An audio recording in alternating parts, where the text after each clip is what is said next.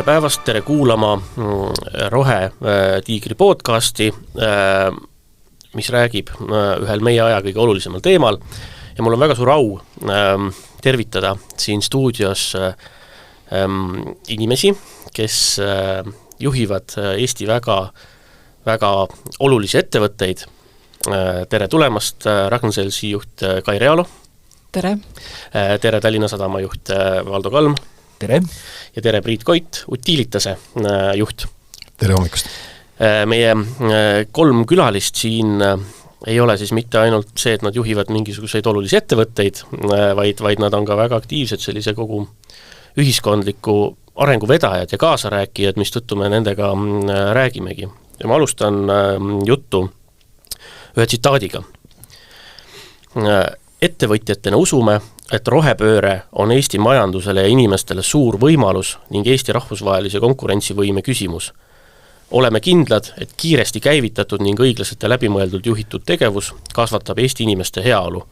Eesti inimeste heaolu siis mitte vastupidi ja ettevõtjatena kinnitame, et läheme rohepöördega edasi ja kutsume teisi kaasa. Kuidas siis nii on juhtunud?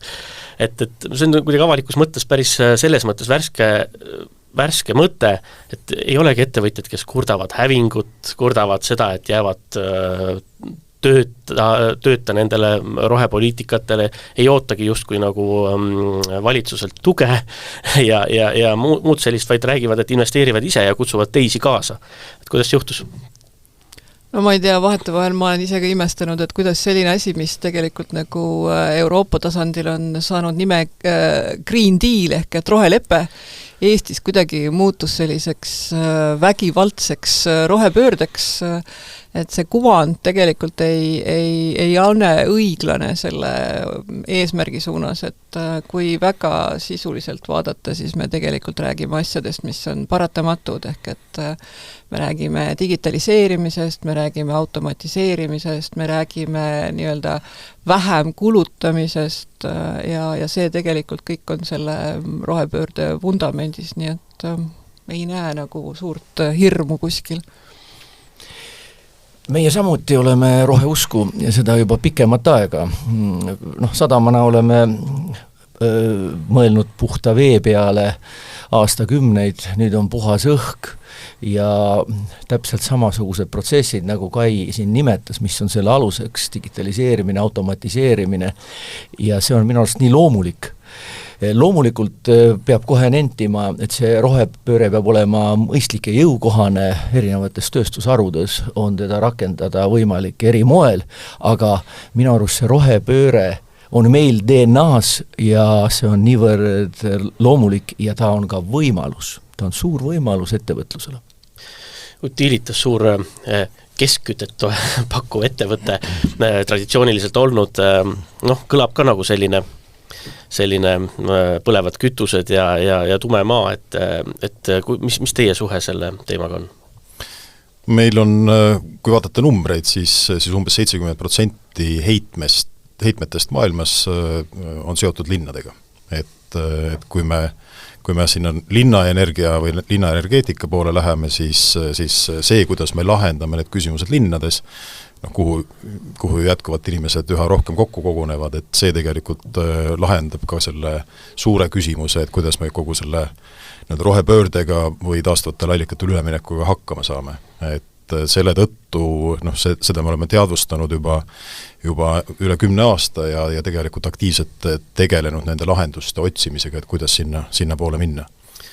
Mõningaid märksõnu te juba nimetasite, et mis on siin digitaliseerimine, jäätmete koguste vähendamine või kuidagi nagu materjalide parem kasutus ja kõik see muu, aga võtaks ka korra nagu üsna kiiresti või põhiasjades, aga konkreetselt, et mis te siis oma ettevõtetes teete, et seda kogu oma terviktegevuse jalajälge vähendada? Praegu, mis tegevusi te olete teinud näiteks, et inimesed aru saaks? Mis tegelikult on vastus sellele küsimusele, et kuidas saavutada neid eesmärke, on see, et tuleb rajada võimalikult palju uusi tootmise võimsusi. Tootmisvõimsusi tuleks nagunii rajada, et ka neid, isegi kui me ei tahaks neid asendada taastuvatega, siis me ikkagi peaks ehitama uusi, sest et vanad lihtsalt kuluvad ära ja mingil hetkel tuleb nad asendada, aga praegu meil on harukordne võimalus just rajada uusi tootmisvõimsusi, mis meil on järgmised paarkümmend aastat vähemalt töötavad ja mis tegelikult loovad aluse selleks tuleviku kasvuks, et kui me räägime kaugkütte poole pealt, siis meil juba üle 2/3 on taastuvatest allikatest ja toodetud hästi tõhusal moel, ehk et samal ajal elektrit ja soojust koos tootes, ühendades siis erinevad sektorid, kus me seda rohepööret peame saavutama, aga me oleme ka viimasel ajal just väga panustanud sellesse, et rajada uusi nii-öelda põletamisvabasid tootmisvõimsusi ehk tuuleparke peaasjalikult, et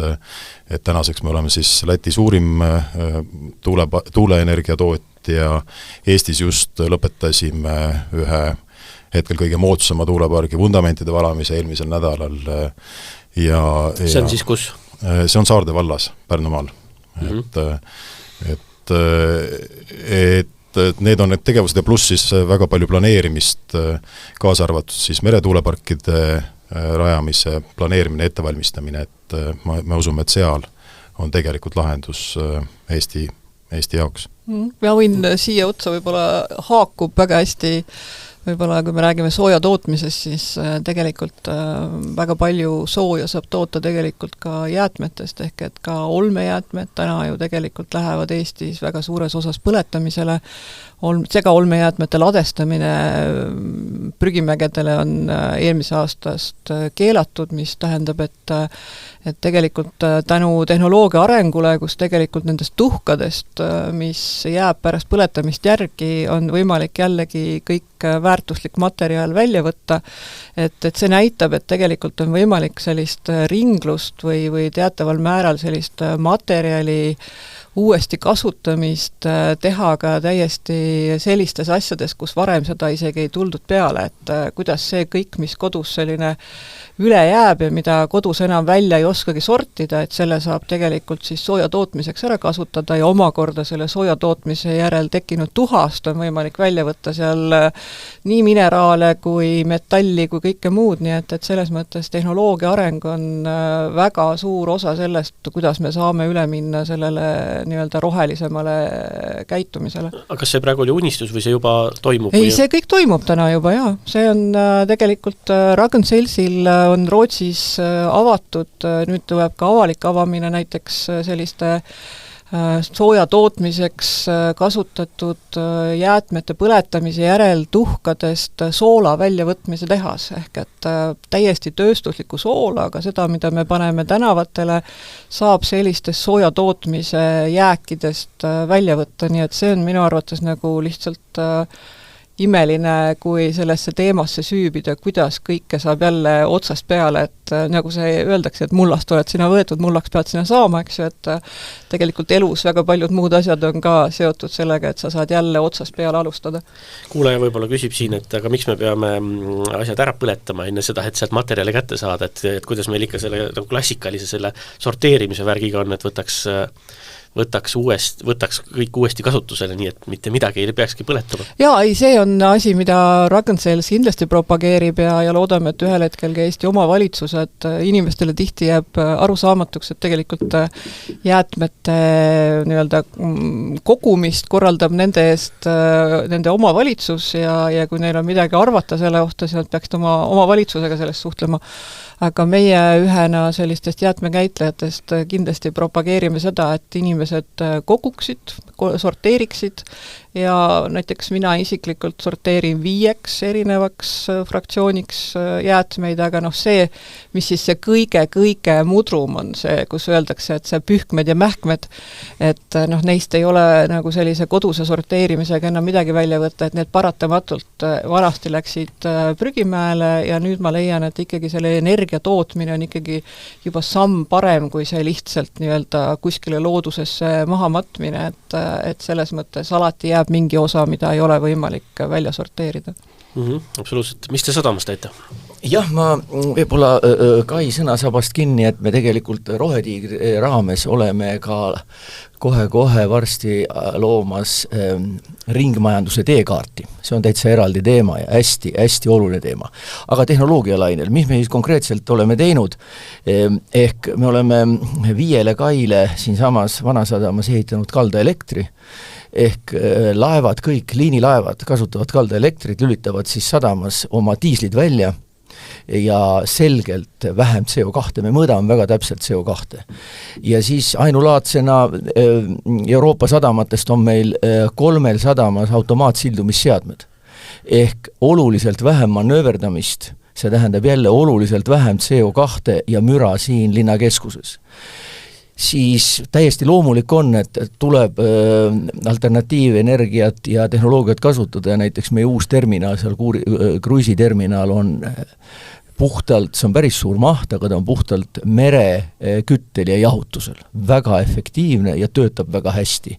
Ja 4, eks oli, nagu Priit nimetas, et ikkagi tuul on tasuta käes ja tuulega tuleb ikka jõuliselt edasi minna ja ilma tuuleenergiate me oma rohepööret siin Eestis ära ei tee. Ehk meie oleme otsustanud rajada Paldiskisse tuuleparkide ehitus ehk meretuuleparkide ehitus sadama.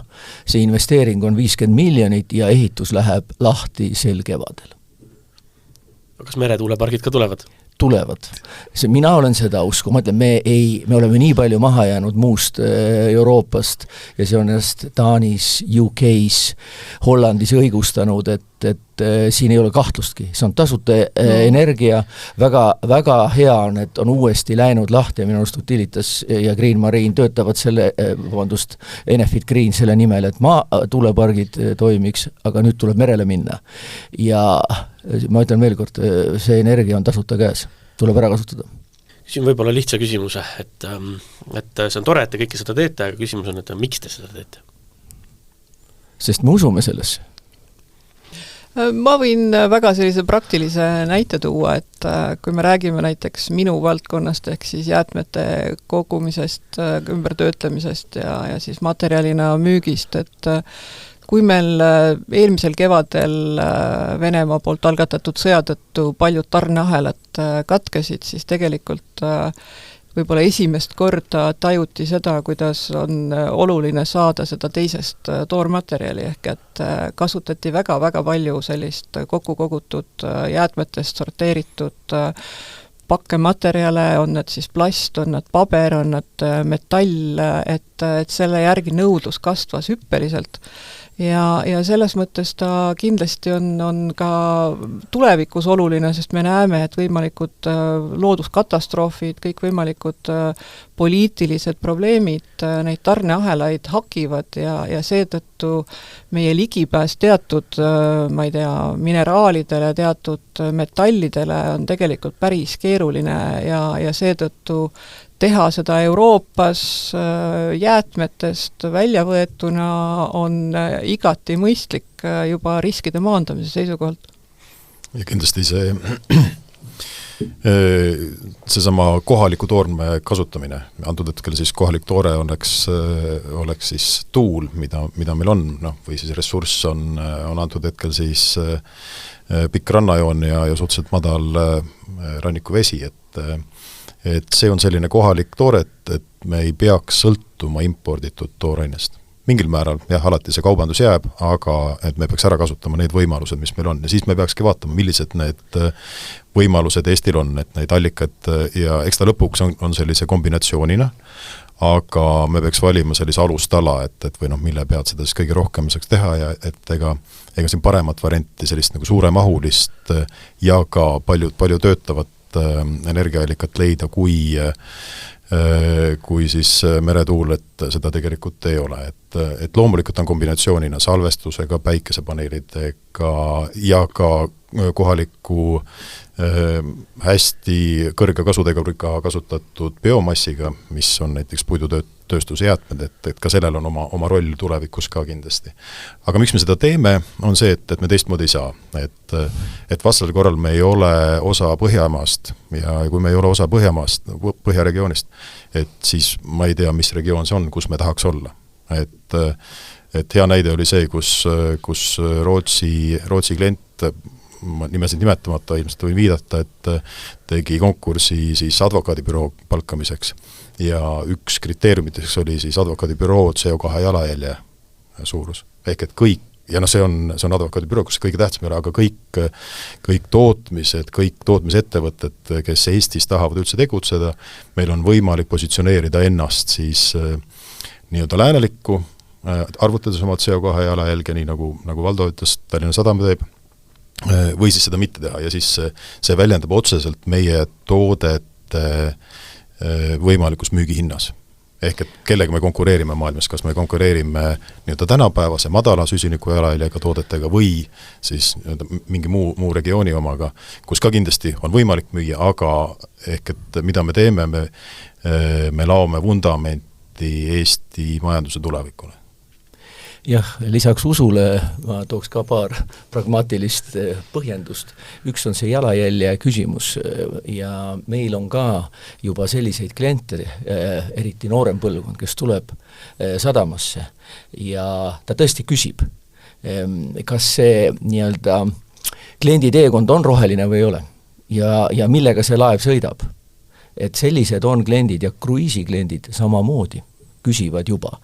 Nii et see on juba läänest ja veel kaugemalt täiesti normaalne lähenemine, seda esiteks, ja teiseks jah, ma toetaks ka siin Priitu, et meil on võimalik taaskord olla ise majandav Eesti energeetilises mõttes.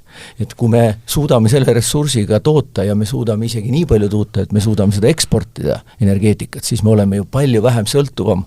Me näeme, kui suur probleem on praegu sõltuvus energeetikast. Põhjalas, Baltikumis me tahaks olla ise majandavad selles küsimuses. Absoluutselt. Aga kuidagi see refrääniks on meil saanud praegu viimasel ajal on siin see, et kuuleb nagu seda kurtmist ja võib-olla isegi kõige rohkem on see nüüd siin selle valimiskampaania kontekstis ja pigem kuskilt sealt Toompea poolt kostmas, et see kõik on meile kuidagi väga äkki nagu sülle sadanud, et me ei ole, et seda teemat justkui on meile nüüd järsku peale surutud, see nüüd on ei tea kust tulnud, see on mingisugune Brüsseli käsk, et me seda rohepööret teeme, et kuidas see paistab nagu ettevõtete vaatest? Tegelikult see ikkagi lähenemine on ka nii-öelda meie naaberriikides Skandinaavias väga pikk, et juba 90ndate algusest alates tegelikult väga selgelt tegeletakse sellise jalajälje vähendamisega ja selliste ökonoomsemate lahenduste leidmisega ja töötades kunagi ka Statoilis ja Circle K's, ma mäletan, et see oli ikka oma 15 aastat tagasi, kui Rootsi deklareeris, et nad tahavad olla nii-öelda sõltumatud fossiilsetest kütusteks aastaks 2030. Ehk et tegelikult jah, Eestis võib-olla, mis on probleem, ongi see, et ettevõtted veavad seda teemat, aga võib-olla riik enda poolt on jätnud mõned asjad viimasele hetkele, et ei ole elanikkonna teadlikkust nii-öelda tõstetud. Et kui eile oli meedias palju juttu sellest, et inimesed peaksid aru saama, kuidas pensionit koguda ja miks koguda ja kõike muud, et riik peaks tegema paremat teavitustööd, siis tegelikult ka selle rohepöörde ja nende eesmärkide ja nende nii-öelda poole liikumise teekonna mahamärkimiseks oleks pidanud varem liikvele minema, et ka täna, kui siin Valdo märkis, et tegelikult Rohetiiger teeb seda nii-öelda teekaarti, siis meil oleks pidanud ammu riigina see valmis olema ja ma ise leian, et nüüd, kus koha on hakatud liigutama, neid dokumente tõesti tuleb, siis neist ikkagi väga palju on endiselt sellisel visiooni põhised. Aga meil on väga hilja tegeleda ainult visiooniga, et meil peaks olema täna ikkagi juba selline lähema 10 aasta selline väga selge tegevusplaan koos ka seaduse raamistikuga, sest et mis tegelikult ettevõtjaid kõige rohkem häirib igasuguste plaanide puhul on see, et kui need seadusest tulenevad keelud, käsud, uued normid tulevad liiga äkki, et siin vahel on arutatud, et pool aastat ette anname teada, et mis seal siis pole, et kui me räägime ettevõtjatest, nad teevad ikka investeeringuid 10-20 aastaks ja siis on hästi oluline, et on selline selge arusaam, et milliseid tehnoloogiaid, milliste parameetritega sa pead kasutama hakkama nüüd, ma ei tea, 5 aasta pärast, 10 aasta pärast, 20 aasta pärast, et teatud selline nii-öelda seaduslik lähenemine peab ka olema paika pandud või raamistik. Me ootustest avalikule sektorile ja avalikkusele veel räägime, aga ma küsin veel siis härradelt ka üle, et kuidas on, kas teie jaoks on see siis kuidagi nagu äkki sülle sadanud teema või mitte? No meie puhul mitte, ma ütleks, et jah, sai mainitud, et puhas vesi ja puhas maailmameri on väga-väga ammu teema, ehk see on DNA-s, nagu sai nimetatud, aga ma siin juures julgustaks poliitikuid otsustajaid ja julgustaks ühe hea näitega, kui seda tohib tuua, et siin on suur võimalus Eestil, küsimus, kas me suudame spurtida, teha rohepöördes midagi sama, mida tehti siis digipöördes ehk e-Eesti loomisel, kus tõepoolest erasektor ja riik tegid väga-väga head koostööd ja selle e-riigi vilju naudime ju siiani. Ja me oleme jätkuvalt maailma tipus, et kui vaadata Eestit, eks ole, et mida siis Eestis teatakse, see on siis e-riik ja Pärt, eks ole. Ja siin tegelikult järsku rohepöördes on meil ka võimalus eristuda ja mingisuguses vallas teha samasugune koostöö, et oleks rohkem usaldust riigi ja erasektori vahel. See on võimalik, see näide on ju väga hea näide ja see on juhtunud, pärast seda väga palju ei ole juhtunud. Nii et meie oleme igal juhul kaasas ja kutsume valitsejaid nii-öelda koostööle. On teil mõni nagu päris näide ka, mida võiks siis praegu erasektor ja riik koos teha? No, Kai nimetas siin, et meil tegelikult on valmis energeetika teekaart. See on Rohetiigri initsiatiivil ja olles seda lugenud, minu arust see on energeetikastrateegia ja just üleminek taastuv- ja roheenergiale. Ma arvan, et seda teekaarti võiks ametkondadega ja tipp-poliitikutega arutada ja siis valida sealt välja mõned fookused ja teha mõnes mõttes sellist ühiskondlikku kokkulepet selles vallas. Igati nõus, et siin on oluline võib-olla meelest pidada, et ka see ettevõtjate pöördumine, millest see tänane lugu alguse sai, et see oli sellest, et muidu tehakse paljudes võib-olla juhtkondades või kuskil kabineti vaikuses tehakse selliseid, igaüks teeb eraldi neid plaane, aga tegelikult võib-olla ka teadvustama, et ka ettevõtjad teevad plaane ja hea meelega julgustada siis ka teisi, et nad kaasa tuleks, et siin on oluline tunnustada Eesti riiki, kes on võtnud just energeetikast rääkides, et on võtnud eesmärgiks, et aastaks 2030 me peab olema siis kodumaine tarbimine kaetud taastuvatest allikatest toodetud elektriga. Ja see on väga suur eesmärk. Et sellel saavad järgmised sammud lähtuda, järgmine on selgelt kaardistada, et millised on need allikad, milles meil on konkurentsieelis, globaalselt või regionaalselt, ehk et teha siis valik ära, et mida me tegelikult tahaks saada, ja siis kolmas samm siin saabki olla, et millised siis need sammud võiks olla, et kuhu sinna jõuda. Aga jah, see on koostöö, et seda ei saa teha eraldi ja ei pea vaatama ei ainult ettevõtjate poole, ei pea vaatama, teistpidi ei saa ka vaadata ainult riigi poole. Et see ikka saab juhtuda ainult siis, kui ühiselt seda teha.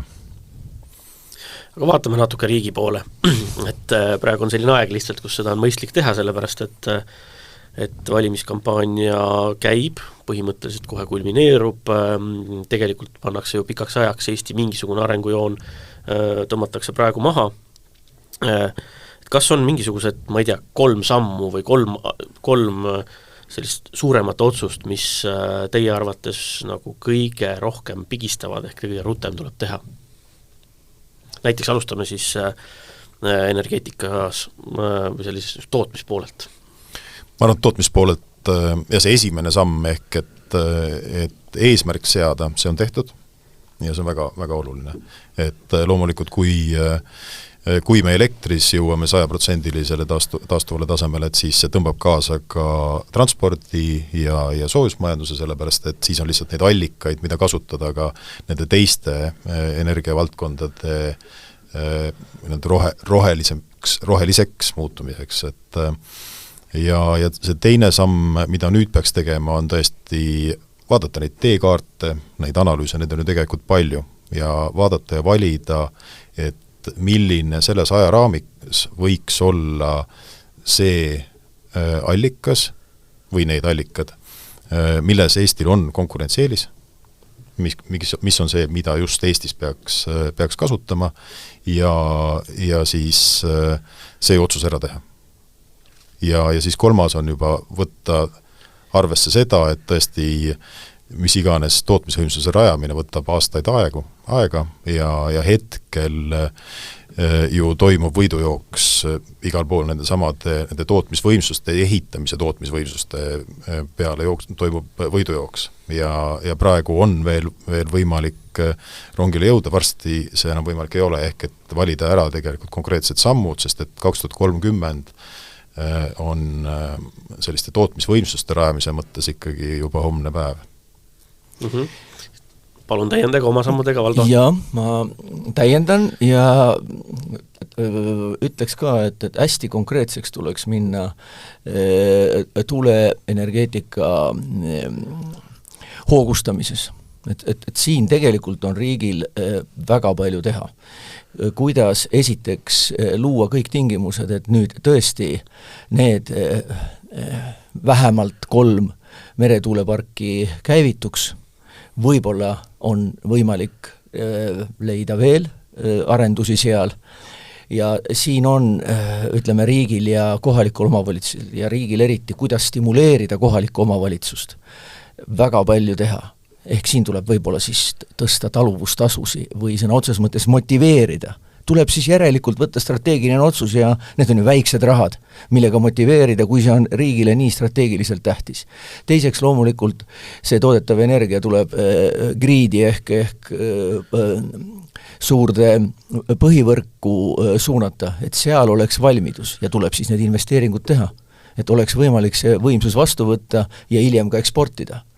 Seal on taaskord riigiettevõtte Elering näiteks väga tähtsal kohal. Ehk tuuleenergeetika. Ma arvan, et kui me räägime nendest uutest nišvõimalustest, kus on võimalik veel spurtida, on näiteks vesinikenergeetika. Oleme meie ka vesiniklastri ühed algatajad ja seal, ütleme ausalt, Euroopas ei ole väga palju veel spurditud. Holland on seal nii-öelda vesinikorg ehk niisugune tõsine eestvedaja. Aga ma arvan, kui me näiteks kiiresti kaardistame ja mõistame, mis võimalused on vesinikupõhisel energeetikal, siis ausalt öeldes on seal võimalusi. Ehk ikkagi alternatiivsed ja loomulikult rohelised energiakandjad. Need sealt midagi välja valida veel ja siis teha otsuseid ja ka riik peab investeerima. Maailmast jääb mulje, et unistus vesinikust kui sellisest nagu väike transpordi mingisugusest kütusest ja nii edasi, et see ei ole, et see ei kipu sinna poole minema, lihtsalt on sellega nagu keeruline. Ja et siis nähakse, et vesiniku koht on kindlasti nagu energiamahuka tööstuse puhta energiaga varustamisel on ju ja seal tööstustootmisprotsessides, aga kus tal Eestis võiks koht olla, sest meil ei ole ei seda suurt tööstust ja küll aga palju just seda väikest mikrotransporti. No jah, vesiniku ju, seal on vaja ka energiat salvestada ju, me saame ju aru, eks ole, et kord on päike, kord on tuul ja sa pead ju tegelikult kuskil vahepeal salvestama. Et ta on selles mõttes päris huvitavad tehnoloogilised lahendused ja erinevates mitte ainult töötlevas tööstuses, eks ole, ka merenduses näiteks. Me tegelikult päriselt, kui rääkida jälle natuke konkreetsemalt, me oleme ühe oma parvlaeva hübriidlaevaks teinud. Ja tõesti, me suudame Saaremaa liini sõita täitsa elektriliselt. Me ausalt mõtleme, et teha see pool tundi elektriliselt. Aga võt Hiiumaale ei saa me elektriga. Ja seal poolele maale jäävad reisijad täpselt, ja seal üks alternatiiv, mis meil laua peal on, et võib-olla see on vesiniklahendus. Ja seda me tegelikult praegu uurime. Kai Realo, 3 sammu. Ma energia valdkonnas vist väga palju enam juurde lisada ei ole, et võib-olla üks asi, mis mu eelmisest ärist meelde tuleb, on see, et kui me räägime ka sellisest haakudes nüüd selle väike transpordiga ja eraisikute ja inimeste sõitmisega, siis tegelikult elektriautod muutuvad järjest tavalisemaks, tootjatele pannakse piiranguid sisepõlemismootoriga masinate tootmiseks, aga tänane Eesti võrgustik üldse, kogu taristu ei ole valmis selleks, et sellist laadijate võrgustikku luua, mis kataks ära Eesti vajaduse, ehk et kui me mõtleme näiteks kas või Tallinna peale, siis sellist võimsust ei ole olemas, et oleks võimalik, ma ei tea, Mustamäe ja Õismäe ära katta nende laadijatega ja ka läbi mõelda, et kus siis laeb see inimene, kes täna oma autot pargib seal kuskil Mustamäel liivakasti ja pesunööri resti vahel, et eks see on selline plaan ka, mis on päris julm nokitsemine, sest et kogu selle taristu loomine ja siis pärast ka veel selle otsade tekitamine laadimiseks, see saab olema üks väljas päris paras purakas, et sellega tegelikult peaks keegi alustama ja juba toimetama.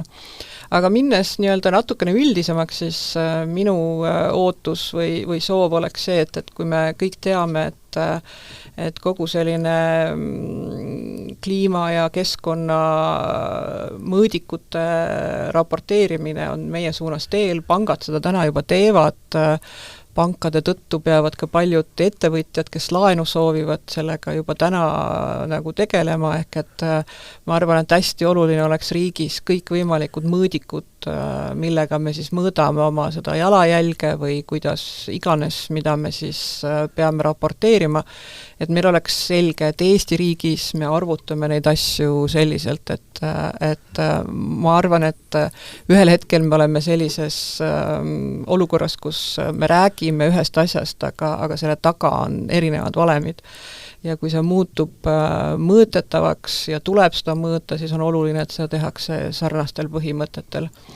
Ja kui selline kuldkalakese 3. soov oleks, siis oleks väga minu valdkonnas, kus ma tegutsen, ma arvan, et viimane aeg on läbi mõelda, et kuidas nii väikeses riigis nagu Eesti korraldada üldse elanikkonnalt jäätmete kogumist selliselt, et see ei oleks 80 omavalitsuses lahendatud 80 erineval moel ja et selle juures mõeldakse ikkagi läbi see asi nagu lõpuni ja detailideni ja kui selle suunas ka kohe ei saa teha järske samme, siis vähemalt need väikesed sammud, mida tehakse, oleksid selle suure eesmärgi suunas. Kas ma tohin Kait täiendada? Absoluutselt nõus sellega ja ma arvan, et kus meil on palju teha ja just riigi regulatsioonidega on ringmajandus. Me põletame ikka lubamatult palju jäätmeid. See on nagu piinlikult palju. Ja paljud riigid on ringmajandusega jõudnud palju kaugemale. Ehk ringmajanduse regulatsioon ja lausa nõuded, et sa neid mitte ainult ei sorteeri, vaid väga selgelt saadad uuesti ringlusse. Me viskame ahju ikka lubamatult palju. See on nagu piinlik. Me ei hakka neid numbreid siin ütlema, aga tegelikult see ei ole okei. Ja mitte ainult ka jäätmetena, aga üldse raiskamist või sellist, et kui me nüüd tuleme näiteks soojuse poole tagasi, aga ka elektri poole, ja me oleme rääkinud sellest, et tuleks ehitada uusi võimsusi, mis on igati õige, aga tegelikult ka kui vaadata neid samu energia teekaarte, siis seal hästi suur osa on tegelikult elamufondi ümberehitus, sellepärast, et nad oleks oluliselt soojus- ja energiasäästlikumad. Et see on ka hädavajalik. Aga see võtab ju utiilita selle leiva käest ära, sest et neid ei ole ju vaja kütta siis ära. Ei, seda kindlasti mitte, et sooja vett tuleb ikka teha ja ütleme, ei ole lihtsalt mõtet raisata energiat, et et need on need säästukohad, mida tuleb otsida, seda tuleb targalt teha, seda tuleb teha nii, et on tagatud kõik ventilatsiooninõuded ja nii edasi, et aga see on ka selgelt üks väljakutse. Aga tulles tagasi selle eelmise diskussiooni juurde, et me võtame just kui loomulikuna, et vesinikust rääkides siis, et me võtame loomulikuna, et meil ei ole Eestis suurt tööstust. Jah, meil ei olegi ja me ei peagi mõtlema seda, et tööstus saab olla ainult nagu hiigelsuured tossavad korstnad ja hästi suur keskkonnajalajälg, et see, mille suunas mõeldakse ja vesiniku osas ei mõelda ju tihti seda, et see oleks lõppeesmärk, vaid on ikkagi vahend mingi muu asja tegemiseks, et selline koodnimi nagu Power to X, et see on see, ehk et me teeme siis elektrist midagi, me võime teha sellest lõpuks kõigepealt vesinikku, siis me võime teha sellest metaani, kui see CO2-ga kokku panna näiteks, me võime toota lõpuks lämmastikväetisi, et neid nagu võimalusi on palju, ehk et sellepärast on Power to X, sellepärast et see X on siis see muutuja, mis sealt on võimalik luua ja see võiks olla ka selline Eesti ekspordipotentsiaal, et me ei pea seda toodetud elektrit ainult eksportima siis elektronidena või et mööda kaablit, kuigi see on võimalik, et vaid teha sellest kõrgema lisaväärtusega toodet, sellepärast et me oleme täna rääkinud ettevõtluse poole pealt rohkem ja majanduse konkurentsivõimelisuse tagamisest, aga lõppkokkuvõttes on nii, et kui meil on töökohad, kui meil on konkurentsivõimeline majandus, siis meil on töökohad ja siis on meil ka kõigil nendel ettevõtjatel võimalus palka maksta. Et selles mõttes ta on otseselt ikkagi seotud ka kõigi inimestega, et sellepärast selline madala süsiniku jalajäljega konkurentsivõimelise hinnaga energiavarustus on hädavajalik kogu majanduse toimimiseks. Seletage mulle ära üks asi. Ma kuulan praktiseerivaid energeetikuid, kes ise toodavad elektrit, kes tegelevad kütustega igapäevaselt ja kes kuni, me ütleme siis ka riigile kuuluva Eesti Energia juhtkonnani välja, kes iga viimase inimeseni ütlevad seda, et põlevkivi elektril ei ole tulevikku, et sellega on kõik, et me ei hakka ehitama uusi põlevkivi elektrijaamust, see on hullumeelsus, tuleb teha taastuvenergeetikat, sellega on võimalik meie vajadus katta seda targalt tehes ja nii edasi. Ja kuidagi meil ikkagi valimistel tulevad välja mõtted, et sellest ehitame teise, võib-olla kolmanda põlevkivi elektrijaama, räägitakse ka mingisugusest tuumajaamast, mille nagu praktiline aspekt on see, et võib-olla neid taastuvenergia lahendusi lükkaks me jälle 10-15 aastaks edasi, lihtsalt jäädes seda tuumajaama ootama, mis jumal teab, millal tuleb. Et kuidas te seletate seda, et neid käääre, mis seal kuskil on? No kuna ma võin lihtsalt nagu kõrvaltvaatajana arvata, et kindlasti see põlevkivi temaatika tuli nüüd selles gaasikriisis ja Venemaalt nii-öelda sisse ostetud energia äralõppemise juures pilti, sest et tõepoolest oli meie ainukene selline võimalus sellel hetkel, kui meil ei olnud ühtegi teist alternatiivi. Ja see paneb alati mõtlema, et ikkagi teeks midagi sellist, mis on nagu käega katsutav, eks ju.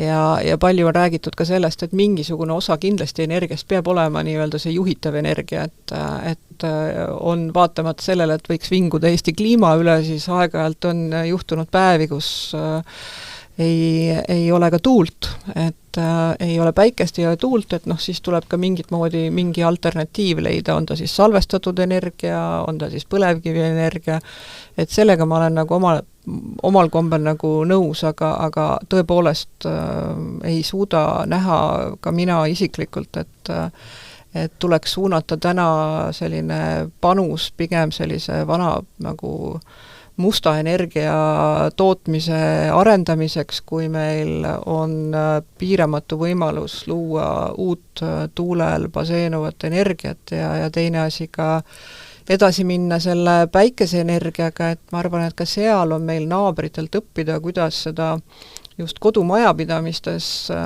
paremini ära kasutada ja kuidas neid jääke siis, mis enda tarbimisest üle jäävad, nagu siis naabritele müüa, et leedukad on selle lahenduse leidnud ja see on väga palju kaasa aidanud just kodumajapidamiste sellise energiakindluse tagamisel. No mina arvan ka, et see põlevkivi jutt on ajutine, see on seoses kriisidega laual ja me just siin rääkisime, et me tegelikult selle sama tuulega katame oma vajaduse ilusasti ära ja jääb ülegi. Ja loomulikult tuleb ka päikeseenergiat ja gaasiga edasi tegeleda siin mingil määral, et see on paljusus, mis tagab meile julgeoleku, et ma väga loodan, et see põlevkivi on ajutiselt laual ja ikkagi fookus läheb taastuv ja rohelisele energeetikale tagasi. No, inimkond on oma ajaloost elektrit suuremas mahus tarbinud veidi üle 100 aasta. Et tegelikult ja selle jooksul on tootmisallikad ka muutunud kogu aeg ja see muutus jätkub ka edaspidi, et selles mõttes me täna tegelikult ei tea, millega me toodame energiat 20 aasta pärast, aga me teame, millised on need valikud, mis on sellised tuleviku kindlad vähemalt selleks 20 aastaks. Et ja noh, igal ajaperioodil ongi midagi ja selline loomulik areng on täiesti tavapärane selles valdkonnas, et kõik otsivad midagi uut ja ei tõesti oska öelda, mis on see, millega me hakkame aastal 2050 päriselt elektrit tootma. Aga jah, me peaks tegema ka seda teadvustama, et mis iganes uue tootmisvõimsuse rajamine, sellega on seotud olulised kulud ja sellega me lukustame ennast mingisse valikusse järgmiseks 20 aastaks. Ja see tähendab seda, et seal peab hindama, et kas selliste otsuste tegemine on mõistlik. Et kui oleks võimalik olemasolevate võimsust pikendada teatud aja, teha sinna mõistlikul kogusel selliseid investeeringuid, et igaks juhuks need reservvõimsused või tipuvõimsused, mida igas süsteemis on vaja, et sul on alati sellised tootmisseadmed, mis kogu aeg ei tööta, aga on igaks juhuks olemas. Et jah, mõistlik investeeringutega eluiga pikendada, et see on igati mõistlik. Uute suuremahulistega, mis lukustavad selle valiku järgmiseks 20 aastaks, see ei pruugi olla mõistlik valik. Lõpetuseks lühidalt, mis on teie sõnum kolleegidele, ettevõtjatele, kelle kehahoid on võib-olla selline, et tegelikult ei tahaks midagi teha ja et küll läheb üle kogu see rohehullus? No ütleme võib-olla natuke pehme poole pealt, et loodame, nendel ettevõtjatel on ikkagi juba enamusel, kui veel ei ole, siis plaanis lapselapsed. Ja see on siiski üks vaade, et me peame oma äri jätkusuutlikult ajama, et see ei ole tegelikult sõnakõlks, sellele tasub mõelda. Ja jah, võib-olla ma siin selle mõttega piirduks. Ja ma võin täiendada seda just natukene haakuva asjaga, et täna mulle tundub, et väga palju maailmas toimuvat pannakse ebaõiglaselt nii-öelda selle rohepöörde külge, et kui tegelikult majandused arenevad ja Eesti on tegelikult ju, majandus on kasvanud, inimeste heaolu on paranenud ja sellega kaasnevad tegelikult teatud protsessid, kus lihtsamaid töid, ehk et me ei ole enam lihtsa tööde ja odava tööjõu riik, sellega seoses tööjõupuudus tegelikult sunnib meid paratamatult otsima nutikamaid viise, kuidas teatuid asju teha. Me ei saa jätkata sellist nii-öelda väga arhailist tegutsemisviisi ja see ei ole üldse seotud otseselt selle rohepöördega, vaid lihtsalt ühiskonna heaoluga.